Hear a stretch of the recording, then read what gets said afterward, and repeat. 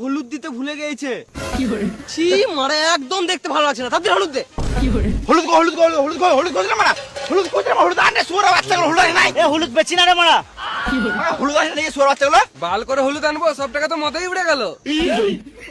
তোদের গাঁড় পাকাও বেশি, তোদের সঙ্গে আর কোনোদিন পিকনিক করবো না।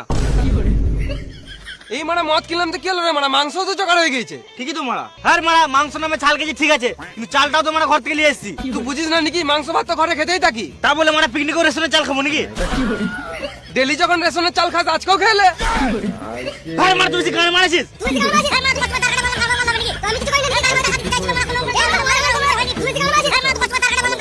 ঝগড়া শেষ হবে না বুঝলি, তুই ঘর থেকে হলুদটা লিয়া। আমি বুঝতেই পারছি তুই তোর নিজের দোষটা নিবি না। বেশ ঠিক আছে, তুই হেরে আমি জিতে। বেশ, হলুদটা আমি নিয়ে আসছি।